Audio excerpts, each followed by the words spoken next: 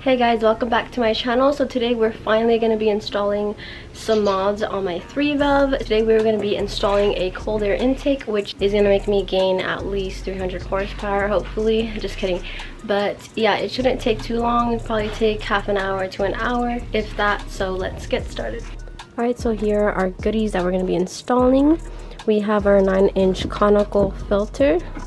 So this is really big and it's all lubed up, as you guys can see, which is always great. Then we have our little tubing, which is way better than the stock one because this one is smooth on the inside and obviously more air is going to be able to pass through. And then finally we have our shield, which I'm really excited for, just because, you know, it's gonna not only look cool but also gonna be actually doing something. So comparing the two intake tubings, this one has more girth, which is always good and we like that.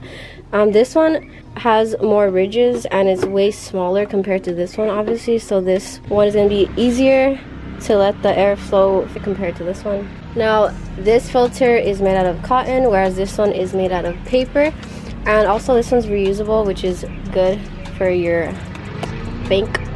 And also cotton will allow the air to flow better.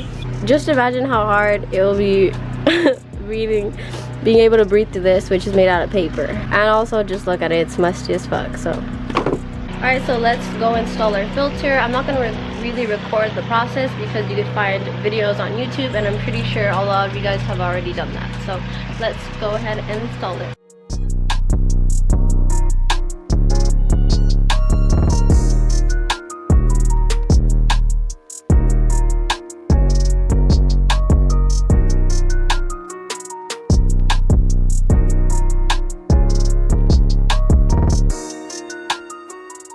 Alright guys, so sorry about the noise, but here is the completed look.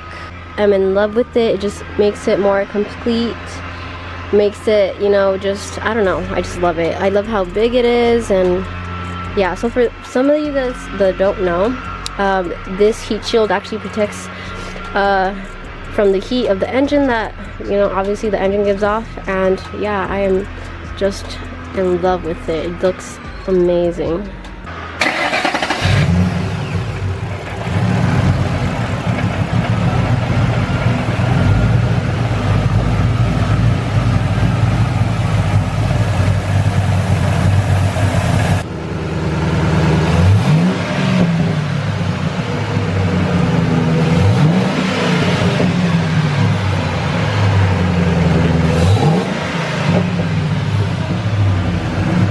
Alright guys, we went ahead and installed the intake, but unfortunately it does need a tune in order to run, so we're going to go ahead and get it dynoed, and I'm really excited about that because that means we're going to finally be able to know the actual numbers of what it's making.